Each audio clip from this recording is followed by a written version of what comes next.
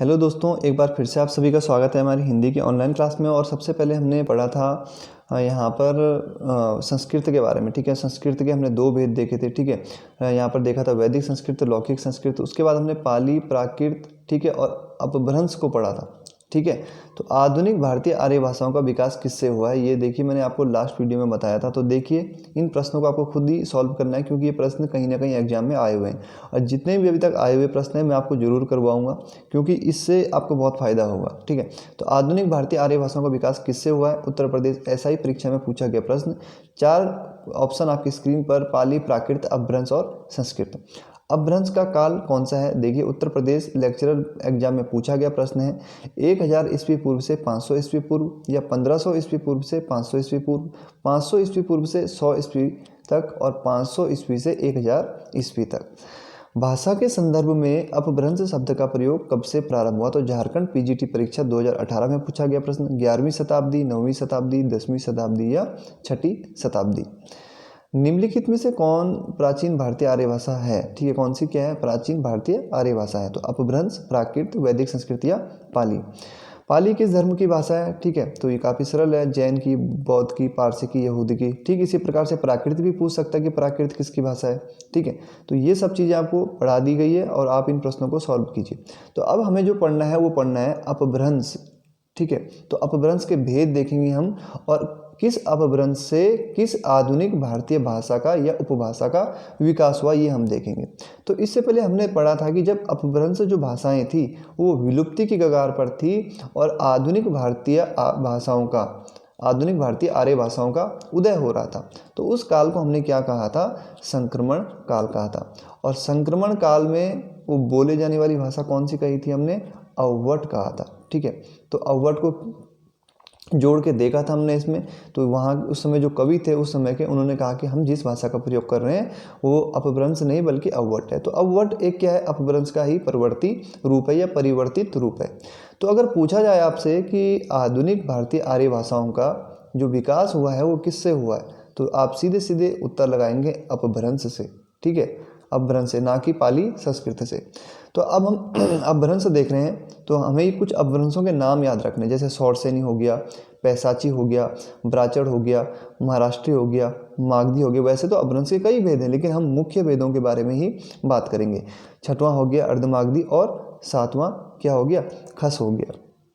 तो इनमें से कुछ अपभ्रंश के बारे में मैंने आपको पहले भी बता दिया था।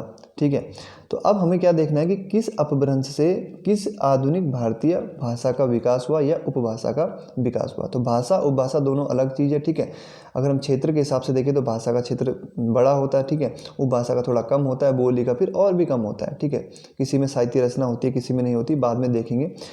अब देखिए, शौरसेनी से किस भारतीय भाषा का विकास हुआ? सबसे पहले तो गुजराती। ठीक है, तो गुजराती, पश्चिमी हिंदी और राजस्थानी हिंदी। तो अगर हम इंडिया के मैप की बात करें, ठीक है, ये इंडिया का मैप है। ठीक है, इंडिया का मैप, तो इस वाले क्षेत्र में, ठीक है, ये वाला क्षेत्र, ठीक है, पश्चिमी हिंदी ना, देखिए पश्चिम में बोली जाने वाली, यानी उत्तर ये वाला हो गया। ठीक है, दक्षिण ये हो गया, पूरब ये हो गया, तो पश्चिम ये वाला हो गया। तो इस क्षेत्र में बोली जाने वाली भाषा राजस्थानी हिंदी, तो ये राजस्थानी वाले पश्चिम में आ गया। गुजराती की बात करें तो गुजराती भी कहाँ है? पश्चिम में। तो जो शौरसेनी अपभ्रंश का जो, अगर हम क्षेत्र की बात करें तो कहाँ आ रहा है लोकेशन इसकी? ठीक है, इसकी लोकेशन बैठ रही है आपकी इस पश्चिम वाले इलाके में। पैसाची की बात करें तो ठीक है, ये भी हमारा पश्चिम में पड़ता है, और बराचड़ वाला क्षेत्र भी हमारा पश्चिम में पड़ता है। पंजाबी और लहंदा, पैसाची से किस आधुनिक भारतीय आर्य भाषा का विकास हुआ है? पंजाबी और लहंदा। लहंदा कहाँ बोली जाती है? मुख्य रूप से पाकिस्तान में। बराचड़ की बात करें तो इससे सिंधी भाषा का विकास हुआ है। ठीक है, महाराष्ट्र की बात करें तो इससे मराठी का हुआ है। बहुत आसान है, देखिए बी से देखो बराचड़, इसके बराचड़ से सिंधी, महाराष्ट्री से मराठी, तो आसान है ये। मागधी की बात करें तो मागधी से उड़िया, असमिया, बांग्ला और बिहारी हिंदी। इनमें मैंने बॉक्स क्यों बनाए हैं इसके बारे में भी अभी चर्चा करेंगे हम। अर्धमागधी से पूर्वी हिंदी का विकास हुआ, और खस से हुआ फिर पहाड़ी हिंदी का। ध्यान रखने वाली बात यह है कि पहाड़ी हिंदी को शौरसेनी से भी प्रभावित माना जाता है, कि शौरसेनी अपभ्रंश से प्रभावित है, और शौरसेनी अपभ्रंश से ही क्या हुआ है? पहाड़ी हिंदी का विकास हुआ है। तो यहाँ पर अलग अलग किताबों में अलग अलग बातें लिखी गई है, कहीं पर खस लिखा गया है, कहीं पर शौरसेनी लिखा है, लेकिन अधिकांश जो विद्वान हैं वो ये मानते हैं कि खस अपभ्रंश से ही पहाड़ी हिंदी का विकास हुआ है। अब देखिए मैं आपको जिनमें मैंने बॉक्स किया है ना, ये क्या है, उपभाषाएं हैं, ठीक है। एक, राजस्थानी हिंदी 2, ठीक है, बिहारी हिंदी 3, ठीक है, पूर्वी हिंदी 4 और पहाड़ी हिंदी 5। तो 5 उपभाषाएं, ठीक है। हिंदी की कितनी भाषाएं, उपभाषाएं? 5 उपभाषाएं।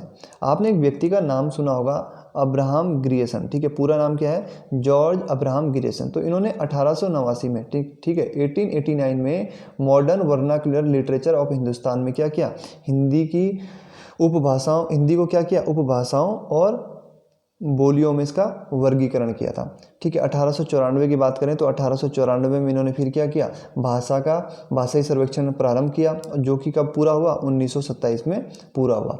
इन्होंने ग्रंथ लिखा ए लिंग्विस्टिक सर्वे ऑफ इंडिया, और इसमें इन्होंने हिंदी क्षेत्र की बोलियों को 5 उपभाषाओं में बांटा था। तो वो 5 उपभाषाएं वो हैं जिनमें मैंने अभी क्या किया हुआ है, बॉक्स बनाया हुआ है, ठीक है।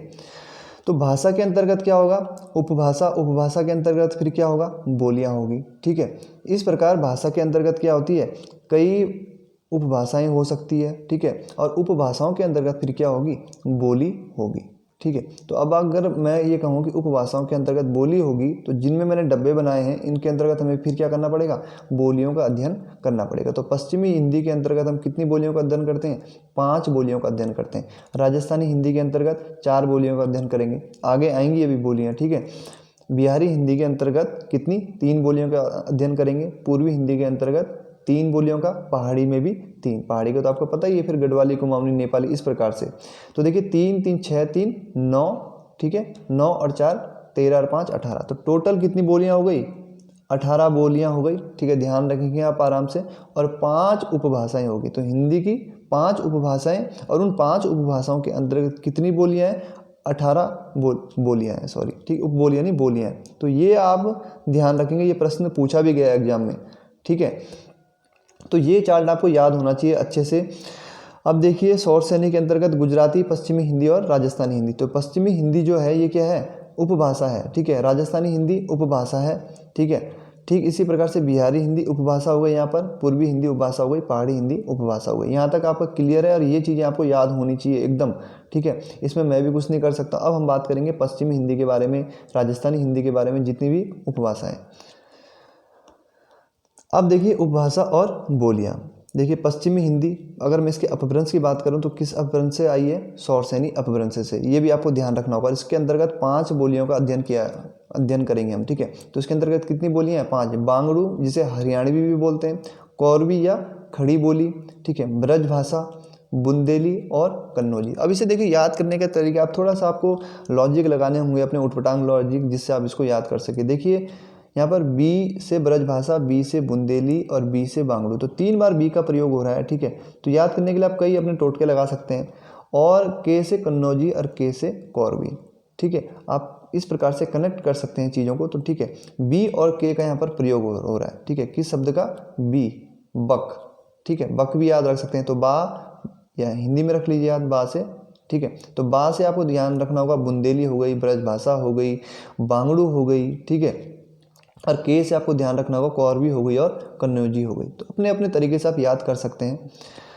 अगर हम अब राजस्थानी हिंदी की बात करें तो इसका अपभ्रंश कौन सा है, ठीक है। अपभ्रंश तो शौरसेनी है, अभी हमने थोड़ी देर पहले पढ़ा था। और इसके अंतर्गत हम 4 बोलियों का अध्ययन करेंगे, ठीक है। 4 बोलियां कौन कौन सी हो गई, मेवाती हो गई, ठीक है, जयपुरी हो गई, मालवी हो गई, और पश्चिम में बोली जाने वाली कौन सी हो गई, मारवाड़ी हो गई। तो देखिए जो उत्तरी क्षेत्र में, राजस्थान के उत्तरी क्षेत्र में बोली जाती है ना, वो है मेवाती, ठीक है।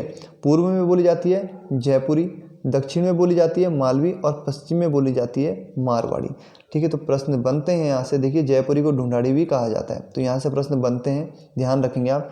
और अगर हम क्लॉकवाइज चलें, जैसे घड़ी चलती है हमारी, देखिए ऐसे चलती है ना घड़ी, ऐसे चलती है घड़ी हमारी, देखिए इस तरीके से, ठीक है। और दिशाओं का आपको ज्ञान होना चाहिए। देखिए उत्तर दक्षिण, पूरब और पश्चिम। तो पूर्व पश्चिम उत्तर दक्षिण आपको पता होना चाहिए। और आपको पता होना चाहिए घड़ी देखिए कैसे चलती है, क्लॉकवाइज, यानी कि ऐसे चलती है ना हमारी घड़ी। तो इस तरीके से आपको याद रखने के लिए देखो क्या ट्रिक बन सकती है यहाँ से। अगर मैं पहला अक्षर उठा दूँ, देखिए मे से मे, यहाँ पे जा उठा देते हैं पहला अक्षर, यहाँ से दा उठा देते हैं, ठीक है, सॉरी दा नहीं, माँ उठा देते हैं यहाँ से, और यहाँ से भी माँ उठा देते हैं। तो देखिए मेज क्या बन गया, मेज, माँ, ठीक है। तो मेज मामा, ठीक है। इस प्रकार से देखिए तो मे से क्या हो जाएगा, मेवाती हो जाएगा, जा से जयपुरी हो जाएगा, मा से फिर मालवी हो जाएगा और फिर मारवाड़ी हो जाएगा। तो इस प्रकार से आप याद कर सकते हैं। अब ये तो मैं इस प्रकार से याद करता हूँ, अब आप किस तरीके से करते हैं वो आप देख सकते हैं। तो बिहारी हिंदी की बात करें हम, ठीक है। बिहारी हिंदी जिसका अपभ्रंश क्या है, मागधी है, और इसके अंतर्गत 3 बोलियाँ, ठीक है, भोजपुरी, मगही और मैथिली, ठीक है। तो भोजपुरी, मगही और मैथिली, ठीक है। तो बिहारी हिंदी। चौथा है हमारा पूर्वी हिंदी, ठीक है। पूर्वी हिंदी का जो अपभ्रंश है वो क्या है, अर्धमागधी है, और इसके अंतर्गत 3 बोलियां हैं, अवधी हो गई, बघेली हो गया और छत्तीसगढ़ी हो गया। तो देखिए पूर्वी हिंदी के जो बोलियां हैं उनको याद करने के लिए डायरेक्ट आप ABC याद रख सकते हैं, ABC। तो A से क्या हो जाएगा, अवधी हो जाएगा, B से बघेली हो जाएगा और C से छत्तीसगढ़ी हो जाएगा। तो ABC आसान है याद रखना, A, ठीक है, B और C। पांचवा है आपका पहाड़ी हिंदी, ठीक है। और इसका जो अपभ्रंश है खस है, लेकिन शॉर्टसेनी अपभ्रंश से भी इसको प्रभावित बताया विद्वानों ने। तो एग्जाम में जब प्रश्न आएगा ना तो ऑप्शन पे काफ़ी कुछ डिपेंड रहेगा, ठीक है। अगर वो खस देता है, ठीक है, तो शॉर्टसेनी नहीं देगा, ठीक है। तो इस प्रकार के वैसे विवादित प्रश्न कम ही आते हैं, लेकिन फिर भी आप ध्यान रखेंगे कि शॉर्टसेनी का भी इस पर प्रभाव बताया गया है। तो पहाड़ी हिंदी के अंतर्गत कितनी, गढ़वाली हो गया, कुमाऊनी हो गया और नेपाली हो गया। इसके लिए तो कोई ट्रिक बताने की जरूरत नहीं है, ठीक है। उत्तराखंड से आप बिलोंग करते तो आसानी से आपको ये चीज़ें याद हो जाएगी। तो देखिए अब हम आगे जो पढ़ेंगे अगले लेक्चर में, उससे पहले मैं आपको एक चीज़ कहना चाहता हूँ कि आप इसको अच्छे से याद कर लीजिए, इस टॉपिक को हल्के में मत लीजिए। यहाँ से काफ़ी प्रश्न बनते हैं, ठीक है, डायरेक्टली प्रश्न बन सकता है। देखिए कितनी उपबोलियाँ हैं, ठीक है, तो 18 बोलियाँ हैं। उपभाषाओं की बात करें तो कितनी है, 5 हो गई, ठीक है। पश्चिमी हिंदी से अगर पूछ दे डायरेक्टली कितनी बोलियों का विकास हुआ तो 5 बोलियों का, ठीक है। राजस्थानी हिंदी से कितने का हुआ है, 4 का हुआ है। बिहारी हिंदी से 3 का हुआ है। पूर्वी हिंदी से 3 का हुआ है। पहाड़ी हिंदी से 3 का हुआ है। तो इस प्रकार से आप याद इसको जरूर करें, ठीक है। तो ये तो मैप बनाया है मैंने, एक ऐसे ही मैप निकाला था। खैर इसका भी प्रयोग नहीं होगा, बाद में मैं बताऊंगा आप उसको मैप के माध्यम से भी। तो ठीक है दोस्तों, मिलते हैं अगले वीडियो में। आपको ये चीज़ें याद होनी चाहिए, और हो सकता है कि मैं कभी लाइव आकर आपसे डायरेक्टली इन प्रश्नों के बारे में पूछूं, क्योंकि जब तक आपको ये चार्ट याद नहीं होगा ना कि किस अपभ्रंश से किस भाषा या उपभाषा का विकास हुआ, तब तक आपको दिक्कत रहेगी इस टॉपिक में, ठीक है। थोड़ा सा टोटके अपनाइए, ट्रिक अपनाइए और ट्रिक के माध्यम से भी याद करने की कोशिश कीजिए। धन्यवाद।